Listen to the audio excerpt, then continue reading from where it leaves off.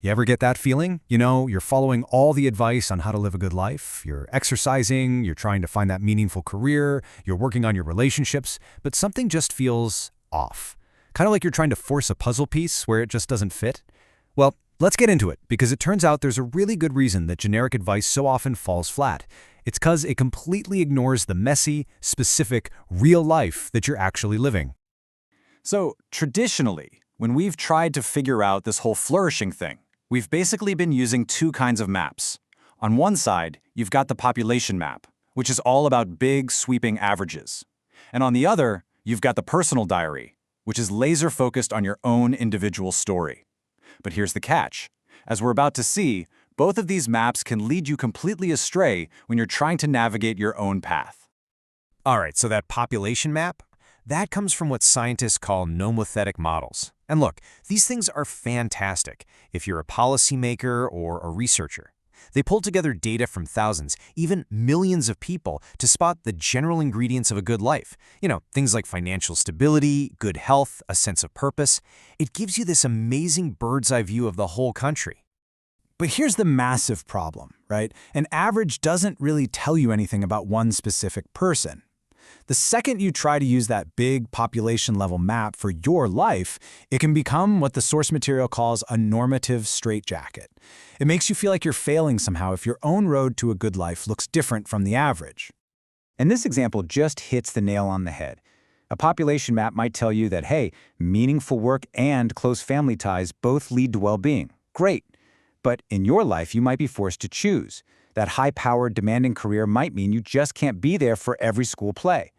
The big picture map says both are good, but for you, the individual, they're pulling in opposite directions. So that frustration leads a lot of people to the second map, the personal diary. This is what you'd call an idiographic model, and it just swings the pendulum to the complete opposite extreme. It throws out all the averages and focuses only on your unique story, your personal history, your feelings. At the end of the day, all it's asking is, does your life story make sense to you? But oh, here is the massive catch, and it's a big one. It turns out that personal coherence is cheap. It's so easy for us to rationalize bad habits, to justify staying in a toxic relationship, or to spin selfish behavior into a story that feels authentic. Just because a life feels consistent to you doesn't mean it's actually a good life. Not for you, and definitely not for the people around you. Okay, so if the big picture map is too generic, and our personal diaries can fool us, where the heck does that leave us? Are we just lost? Is there a third way? Well, according to the thinking we're exploring today, the answer is a resounding yes.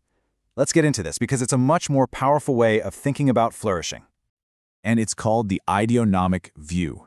It comes from these two Greek words, idios, meaning one's own, and nomos, meaning law or order.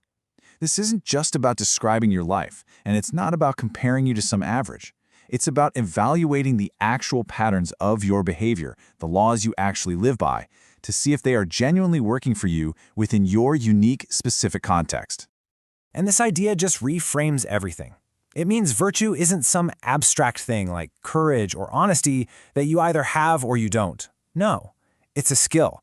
It's the active, ongoing, practical wisdom of acting in the right proportion to the life you actually have. It's not a noun, it's a verb. So if virtue is a skill, how do you get good at it? How do you practice it? Well, this idionomic approach says it all comes down to skillfully balancing three core contexts of our existence. Let's break down what they are. And here it is. This is the heart of it all, the central framework for what we're talking about today, the CIVIC model.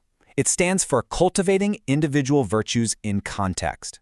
And it gives us this incredible new map for figuring out how to live well by weaving together three totally distinct parts of our lives. So what are these three contexts that we need to get aligned? The CIVIC model breaks them down really simply into our biology, our individual life situation, and our broader social world. Let's take a quick look at each one.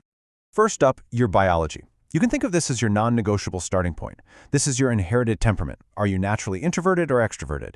It's your brain's wiring, your cognitive strengths, your physical health and limitations. You don't choose any of this stuff, but you absolutely have to work with it. Next up is your individual context. This is the nuts and bolts of your lived reality right here, right now. It's your personal history, the specific roles you have to play, parent, employee, leader, caregiver, and all the immediate demands your situation throws at you. This is the stuff of your day-to-day life. And finally, there's the social context. Because, let's be real, we don't live in a vacuum. Everything we do affects other people.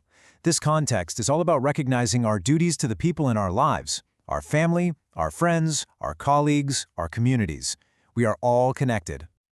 Okay, and this right here is probably the most important distinction in the whole model. Your biology is not a moral judgment. It simply defines the boundaries of what's possible for you. But your individual life and your social world, those are what we call normative. They create the obligations, the things you ought to do given your responsibilities and your impact on others. So, we've got these three distinct contexts, right? Our biology, our individual lives, and our social world. The real magic, the real payoff, happens when we start to bring them all together. This is where we get a totally new, practical definition of what it actually means to live well. And boom, here it is. This is the big idea. Flourishing isn't about reaching some abstract, perfect ideal. It is the active, habitual skill of aligning what's possible for you biologically with what's required of you individually and what you owe to others socially.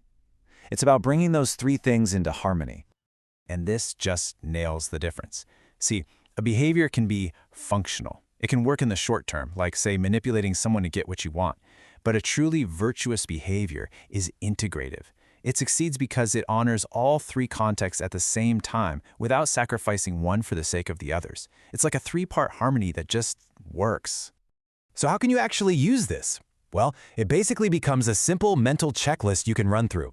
First, am I working with my biological nature, or am I constantly fighting against it? Second, are my actions right now honoring the real duties and demands of my situation? And third, am I truly considering the impact I'm having on the people around me? So, let's bring it all home. What does this actually mean for you, in your life, starting today? Because this isn't just some interesting academic theory. It's a fundamental shift in how we think about what it means to live a good life. At the end of the day, the goal is to stop chasing some one-size-fits-all, Instagram-perfect idea of flourishing. Instead, it's about cultivating the practical wisdom, the skill of living well and proportionately within the real constraints and real possibilities of your own unique life. It's about becoming really, really good at being you. And that leaves us with a final, really powerful question to sit with. Take an honest look at the habits and patterns you practice every single day. What are you reinforcing in yourself moment by moment? And maybe more importantly, are those patterns actually aligning your biology, your duties, and your relationships in a way that is leading you somewhere genuinely worthy?